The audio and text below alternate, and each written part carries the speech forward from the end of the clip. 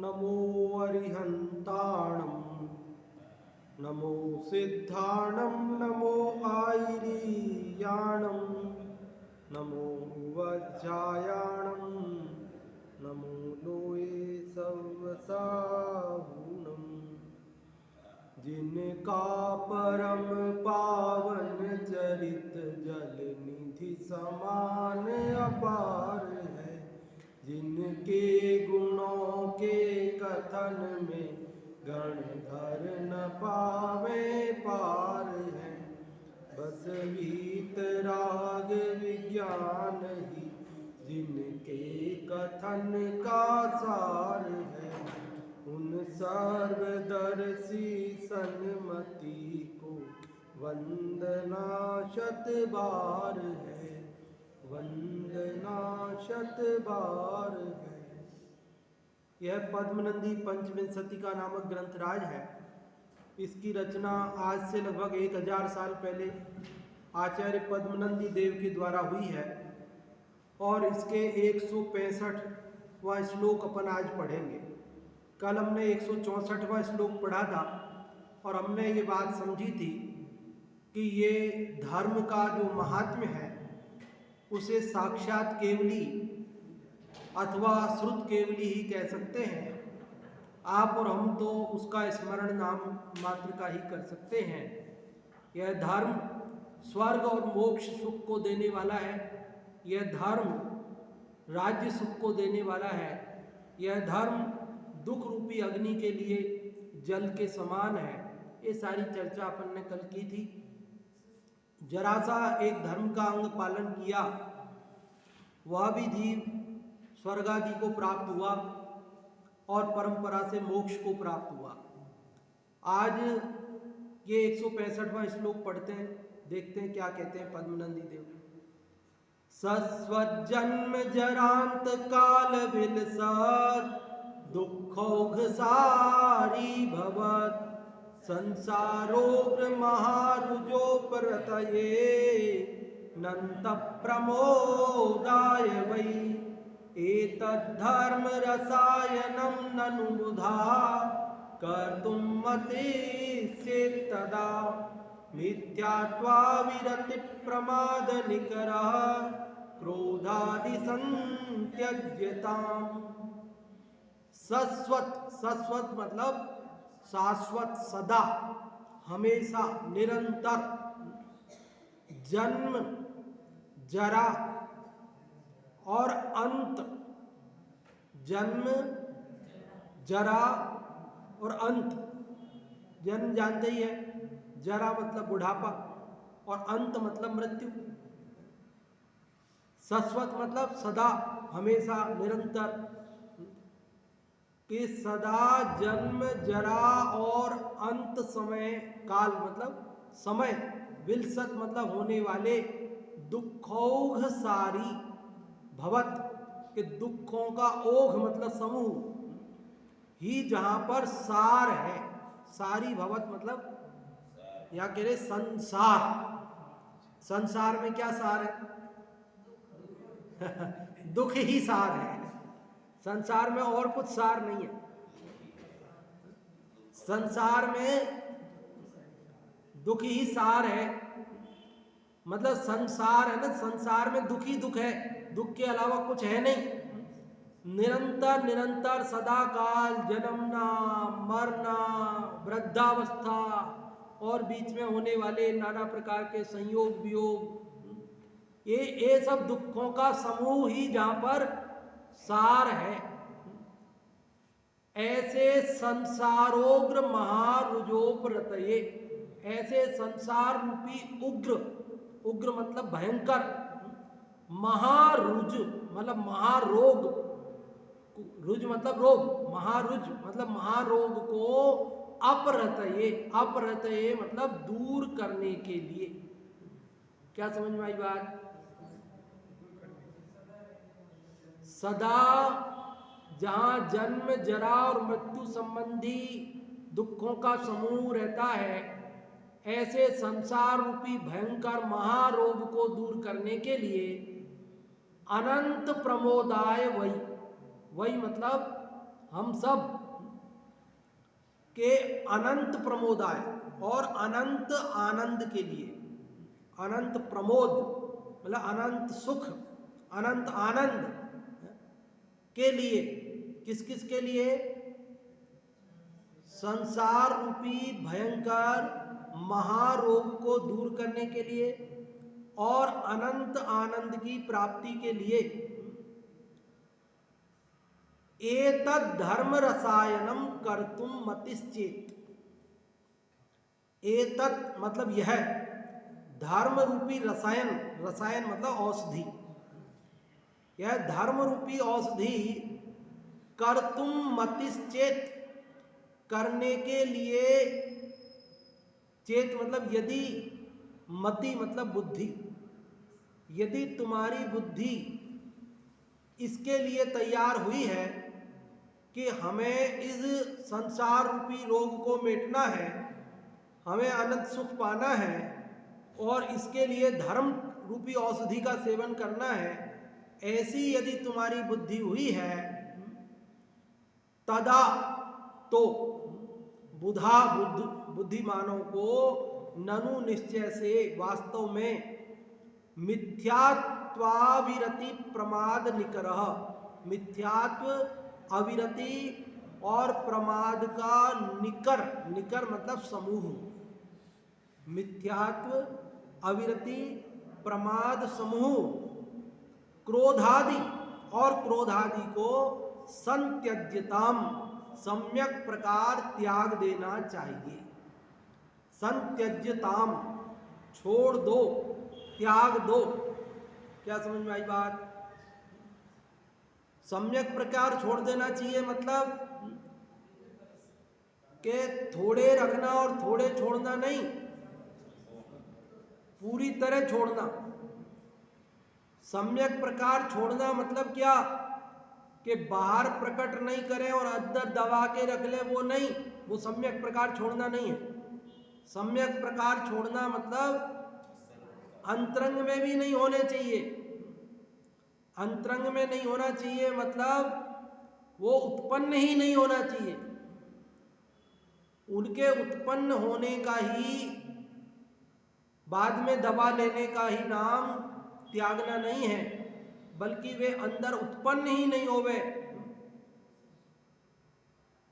तो ये सम्यक प्रकार त्याग है।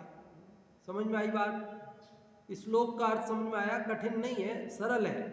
देखो क्या कहा, सस्वत सदा जन्म जरा अंत काल विलसत, जन्म जरा और अंत समय रहने वाले, होने वाले, दुखोग सारी भवत, दुखों के समूह ही जहाँ सार होता है, जहाँ रहते हैं, ऐसे संसारोग्र महारुजो प्रतये, ऐसे संसार रूपी भयंकर महारोग को मिटने के लिए, अनंत प्रमोदाय और अनंत आनंद के लिए, वही मतलब हम सबकी एतद् धर्म रसायनम कर्तुम मतिश्चेत, यह धर्म रूपी औषधि का सेवन करने के लिए यदि बुद्धि हुई है तैयार, तो बुद्धिमानों को मिथ्यात्वाविरति, प्रमाद का समूह और क्रोधादि को छोड़ देना चाहिए।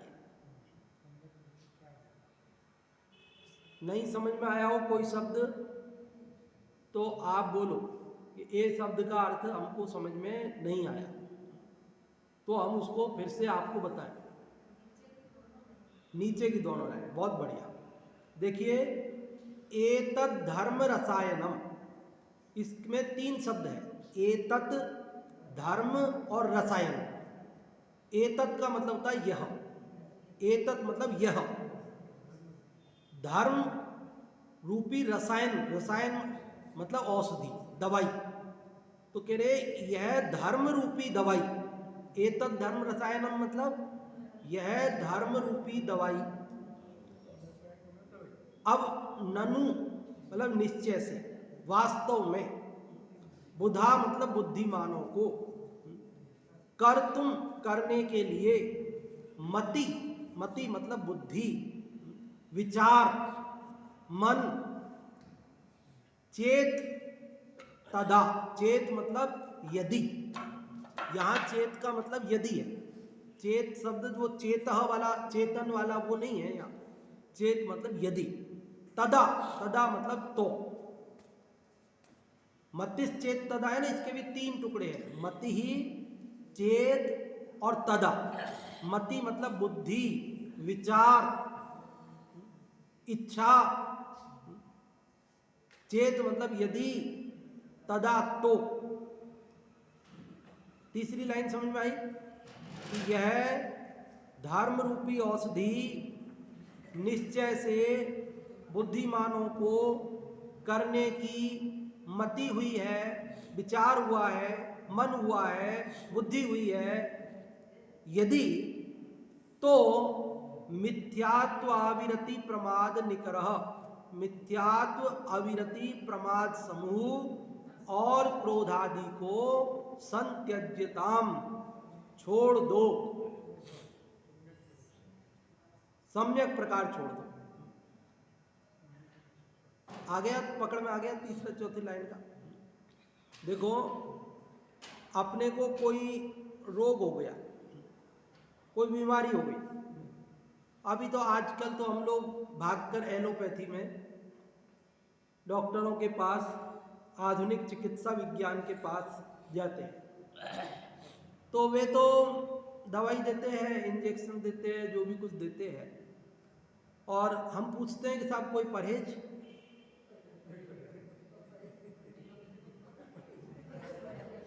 तो कहते हैं कोई परहेज नहीं, कि नहीं कोई चीज़ खानी नहीं हो, कुछ करना नहीं हो, कुछ तो बता दो आप।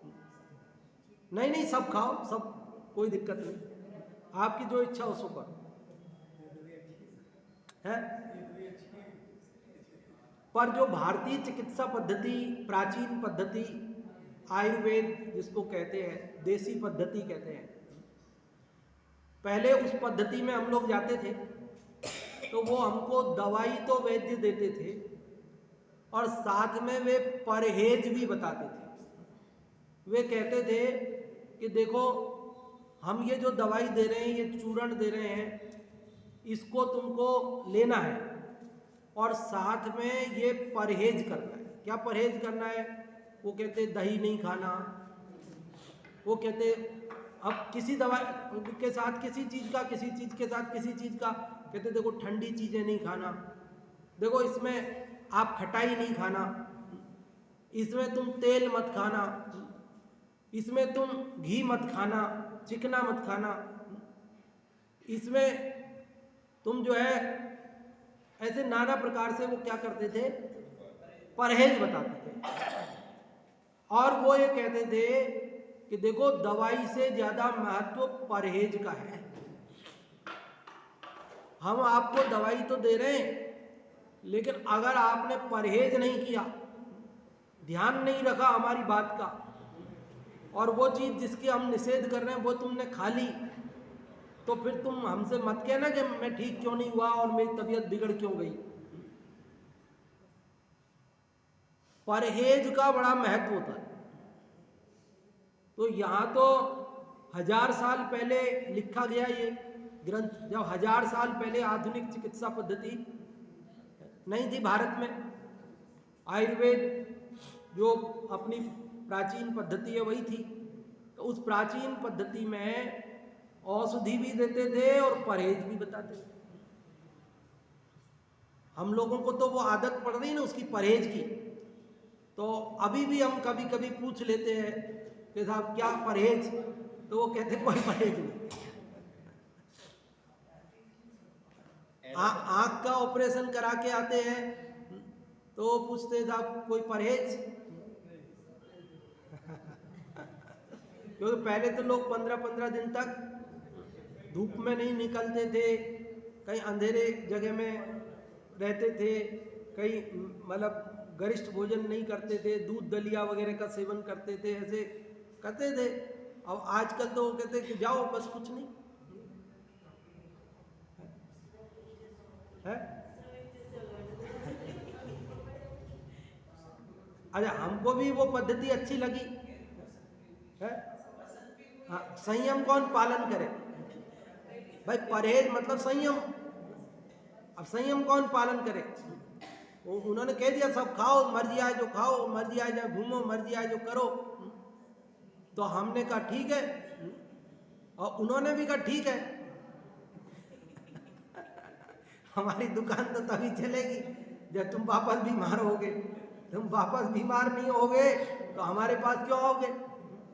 और हमने जो करोड़ों रुपए दे करके एडमिशन लिया है, डॉक्टर बनने के लिए करोड़ों रुपया खर्चा होता है। एडमिशन नहीं होते लोगों के, मैंने जहाँ तक सुना है करोड़ों रुपया डोनेशन दे करके एडमिशन लेते हैं। और फिर पढ़ाई पे, और फिर दिन रात 20-20 घंटे, 18 घंटे, 15 घंटे पढ़ते हैं, मेहनत करते हैं, सब कर्जा लेके, लोन लेके सब पढ़ाई की। तो अब आप अगर बार बार बीमार नहीं पड़ोगे, बार बार हमारे पास नहीं आओगे, बार बार दवाइयाँ नहीं खाओगे, तो हमारे करोड़ों रुपए कैसे निकलेंगे भाई?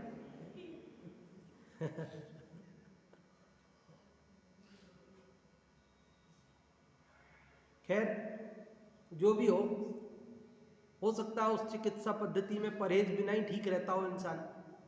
उनका ये भाव नहीं होगा कि आप बीमार होके वापस आओ, उनका तो यही भाव होगा कि भाई जरूरत नहीं है, इस परहेज रखने की जरूरत ही नहीं है इस पद्धति में। खैर जो भी हो, हमें क्या, जो है सो है, हमें तो बात समझनी है यहाँ पे जो लिख रही हो। तो यहाँ क्या कह रहे हैं कि तुम धर्म रूपी दवाई खाओगे ना, क्या खाओगे? धर्म रूपी दवाई खाओगे ना, किसके लिए? संसार रूपी रोग को मिटने के लिए। किसके लिए? संसार रूपी रोग कैसा है? जहां निरंतर दुखी दुख है। ऐसे संसार रूपी रोग को मिटने के लिए धर्म की दवाई, तो धर्म की दवाई करोगे तो ये परहेज है। क्या परहेज है? कि मिथ्यात्व छोड़ो, अविरति छोड़ो, प्रमाद छोड़ो और कसाएं छोड़ो, ये सब छोड़ो। ये सब नहीं छोड़ोगे तो धर्म की दवाई काम नहीं करेगी। है? क्या दवाई है? मिथ्या तो थोड़ी दवाई है। साधन नहीं तो आश्रव के साधन, बंध के साधन। हाँ, आश्रव छोड़ना, नए नए कर्म नहीं आने चाहिए ना। धर्म पुराने कर्मों को खिलाएगा, पर तुम नए बांधते रहोगे। मिथ्यात्व, विरति, प्रमाद, कसा, योगा, बंध हेतवः, ये बंध के हेतुओं से तुम नया बंधन करते रहोगे तो धर्म तुम्हारे पुराने कर्म खिलाएगा, और तुम नए बांधोगे तो ये तो गज स्नान हो जाएगा, हाथी के जैसा नहाना हो जाएगा कि वो नहा के निकलेगा और सूंड में मिट्टी भर के अपने माथे पर डाल लेगा। तो ऐसे धर्म का है क्या, कहाँ तक तुम्हारे कर्मों को खत्म करेगा तुम नए बांधते रहोगे तो वो कह रहे कि तुम पहले ये ध्यान रखो कि नए नहीं बंधे, अब पुराने धर्म खिलाएगा। तब से पुराने बंधे हुए कर्म खिरेंगे धर्म से, लेकिन जो नए कर्म तुम बांधने में होशियार रहना, वहां बांधना मत। और वहां बांध लोगे तो क्या होगा? अरे पुराने खिराओगे ने जाओगे और नए बांध लाओगे तो वही दशा नहीं होगी हमारी। है? कौन सी दशा है? अरे वो वाली जिसमें एक गौदान करने वाला राजा गौदान के फल में स्वर्ग में पहुंचा, और वहां जो चित्रगुप्त महाराज थे उन्होंने बही खाता देखकर कहा कि देखो भैया,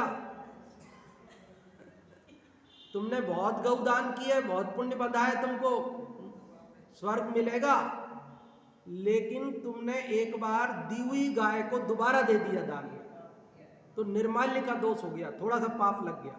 मतलब एक बार दे दी थी और वो गलती से गाय वापस तुम्हारे ही गौशाला में आ गई और तुमको ध्यान रहा नहीं और तुमने वही गाय दोबारा दान दे दी, तो दान दी हुई दोबारा दी तो उसका पाप भी हो गया तुम्हारे। क्योंकि एक बार अपन चढ़ा देते ना सामग्री तो फिर हाथ नहीं लगाते, उसको निर्माल्य हो जाती है। तो दान दे दी तो वापस थोड़ी लेते हैं। तुमने एक बार दी हुई गाय को वापस दे दिया, 2 बार दे दिया, इसलिए तुमको थोड़ा सा पाप हो गया है। इसलिए तुमको क्या करना पड़ेगा, उस पाप का प्रायश्चित्त भी करना पड़ेगा, वो भी भोगना पड़ेगा। वो सब कहानी याद है ना आपको? और वो यहाँ उसको भोगने आया और नया पाप बांध के चला गया। अरे तुम वो पाप खत्म करने आए और नया बांध लाए, अब इसको कौन भुगतेगा? तुम भोगोगे कि तुम्हारे मामा भोगेंगे? जाओ तुम वापस भोगो इसको। और वो उसको भोगने आया और नया पाप और बांध के ले गया। तो आखिरकार क्या हुआ कि वो पाप इतना हो गया कि वो पुण्य तो जरा सा रह गया और पाप ज्यादा हो गया। तो ऐसे ही हम धर्म से पुराने कर्म खिराएंगे, लेकिन तुम नए कर्म मिथ्यात्व, अविरति, प्रमाद, कसाय योग से बांधते रहोगे तो उनका अभाव कैसे होएगा? इसलिए यहाँ कह रहे हैं कि भैया तुम एक परहेज करना। नाव में से पानी निकालेंगे, लेकिन पहले छेद तो बंद करो। नया पानी नहीं आना चाहिए, पुराना तो हम निकाल देंगे, पर तुम पुराना निकालोगे और नया छेद आने का बंद करोगे नहीं तो पानी हम जो निकालेंगे उसका नाव मुक्त तो होगी नहीं।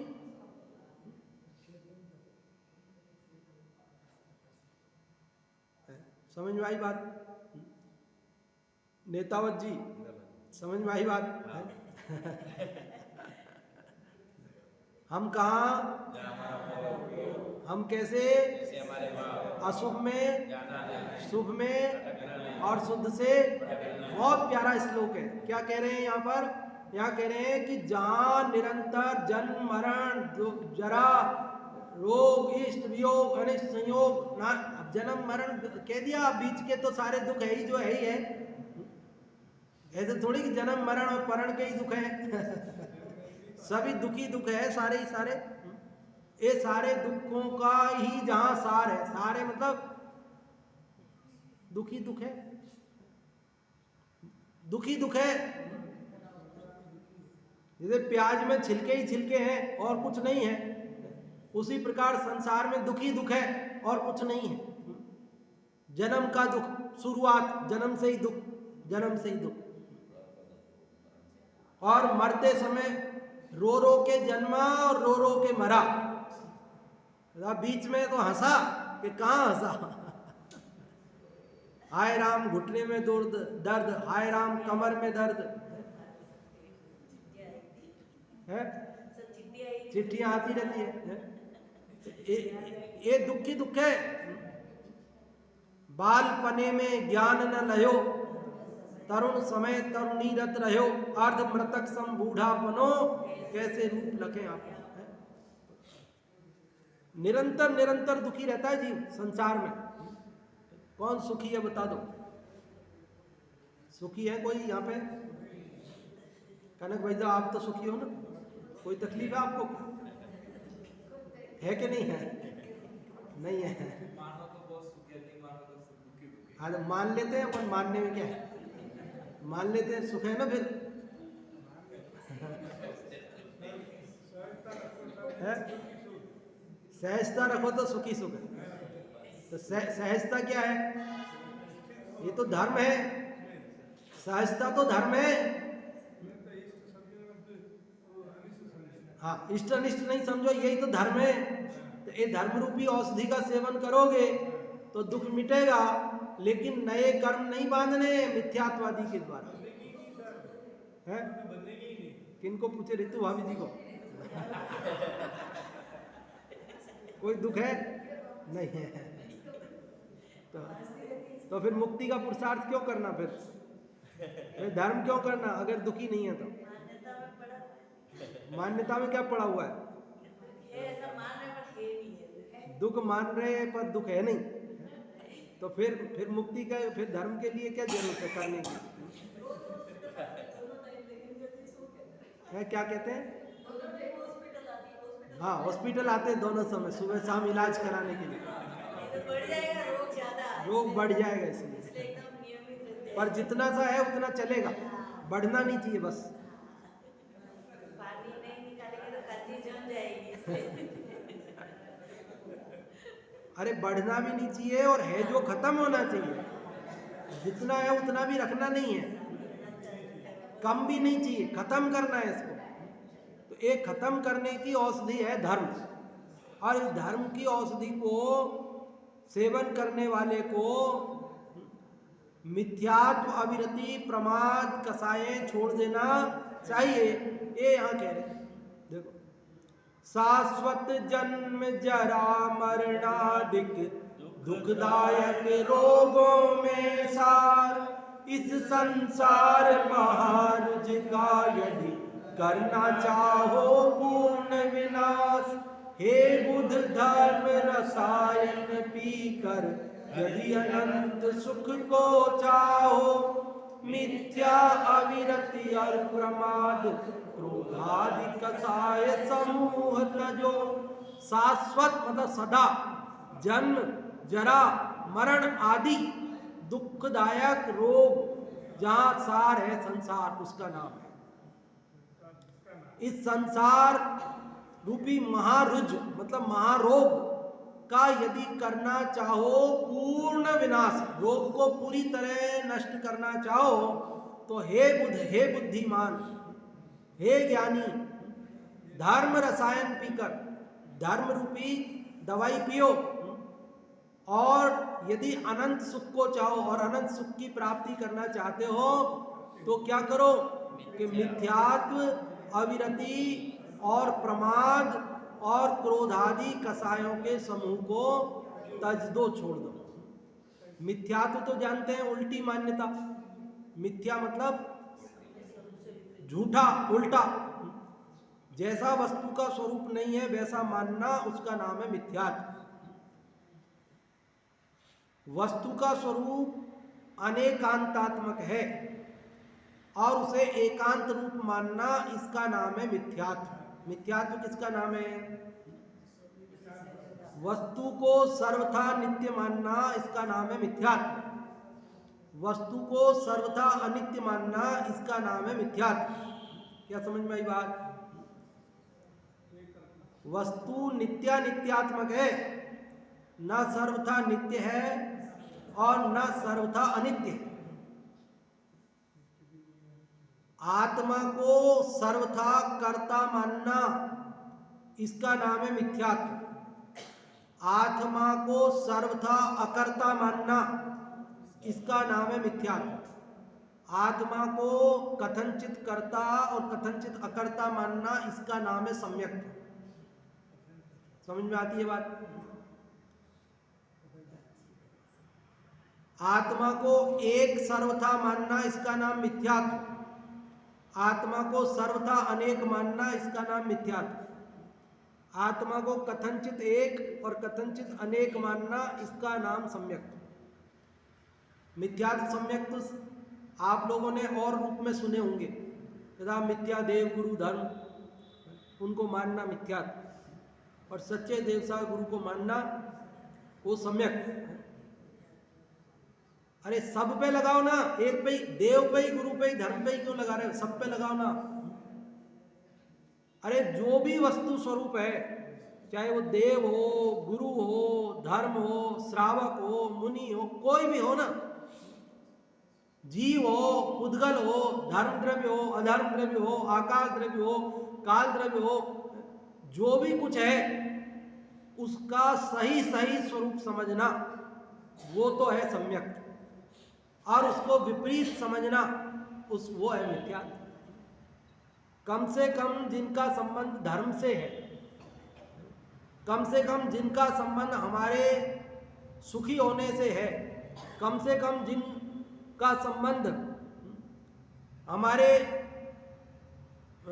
सुख दुख से है, कम से कम उन वस्तुओं के बारे में तो सम्यक समझो। उनके बारे में तो उल्टा मत मानो, उनके बारे में तो विपरीत मत मानो। उनके बारे में विपरीत मानना, इसका नाम है मिथ्यात्व। मिथ्यात्व समझ में आ गई बात? मिथ्यात्व किसको कहते हैं?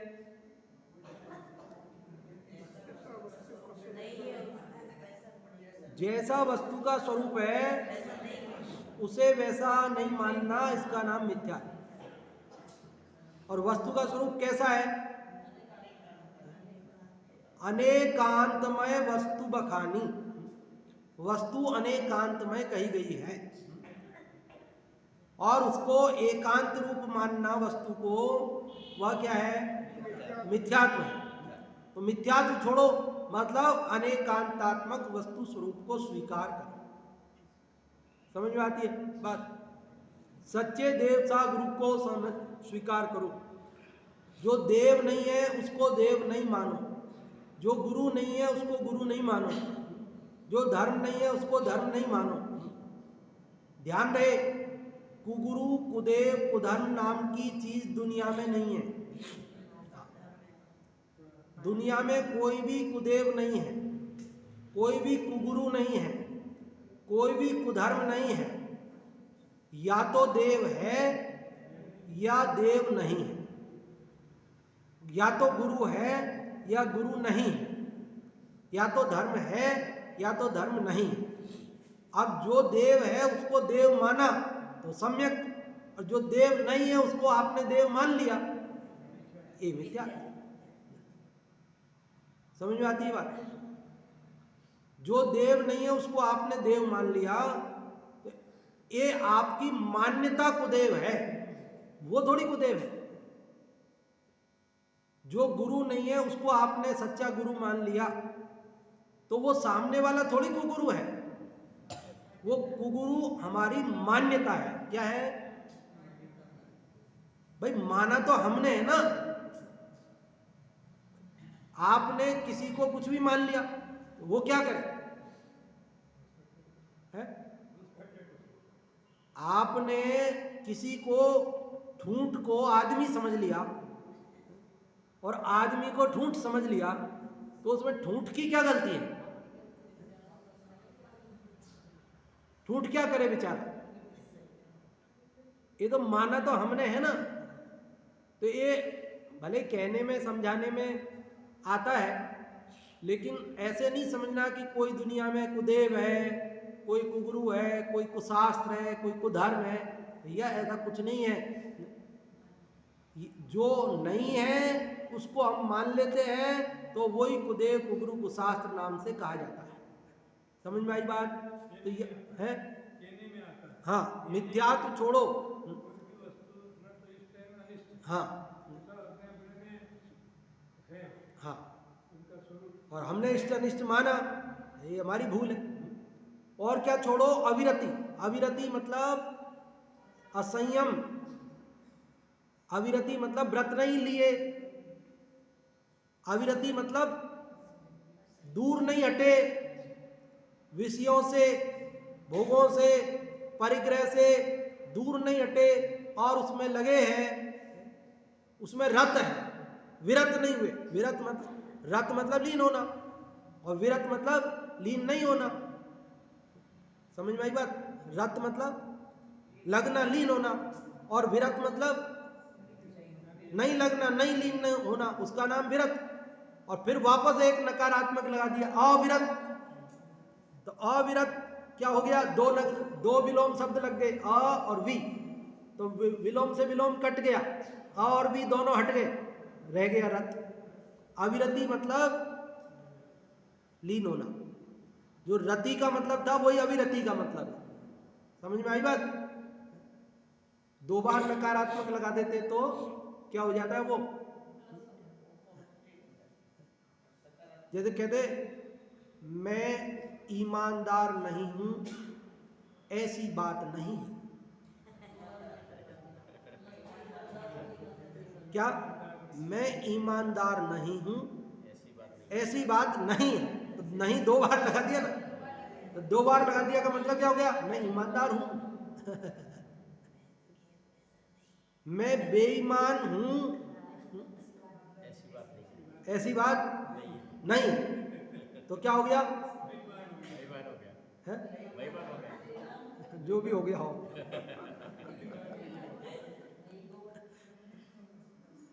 है ना? जो मेरा भी दिमाग काम नहीं कर रहा।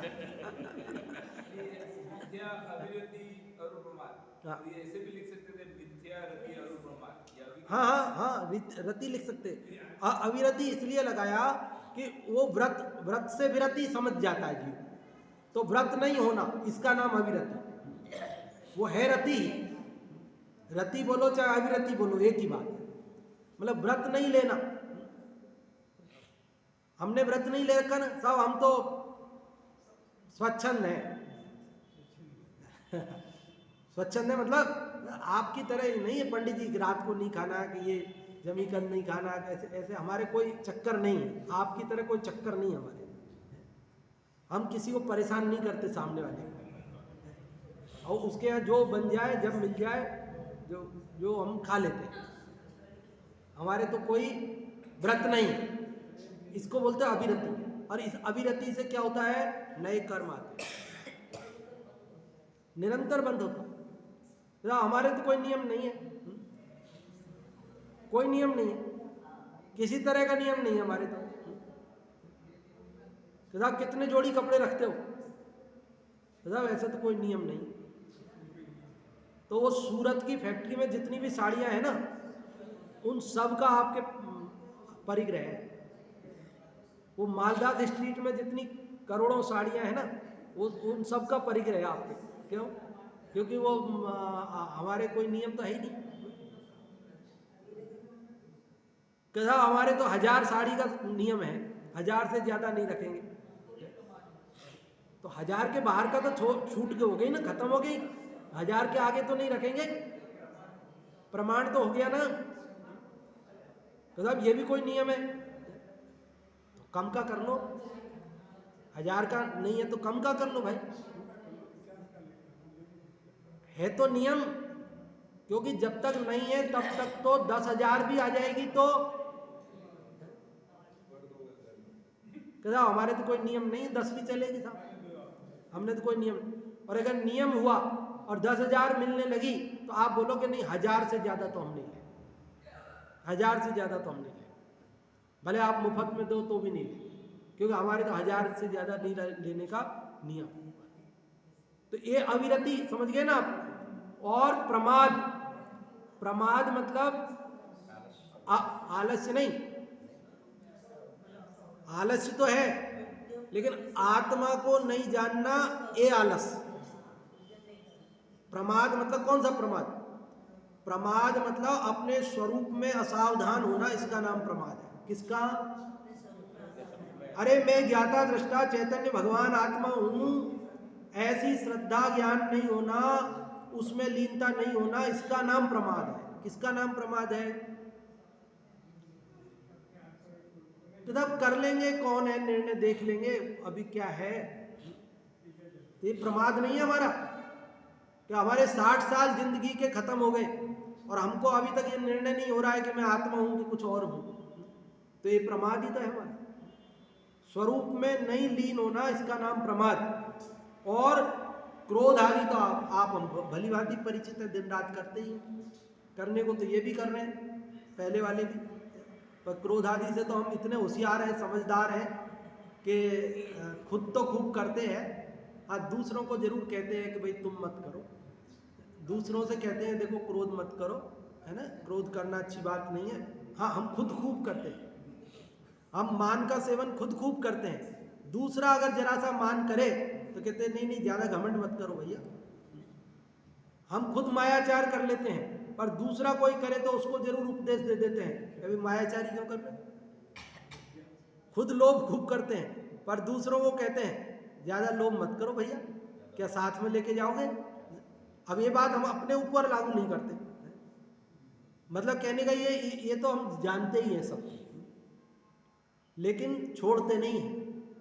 यहाँ कह रहे छोड़ो, अर्थ जो भो भव्य जीवों, यदि तुम निरंतर जन्म जरा मरण आदि समस्त दुखों को देने वाले संसार रूपी भयंकर रोग को दूर करने तथा अनंत सुख की प्राप्ति के लिए धर्म रूपी रसायन का आश्रय करना चाहते हो, तो मिथ्यात्व, अविरति, प्रमाद और क्रोधादि कसायों का सर्वथा त्याग करो।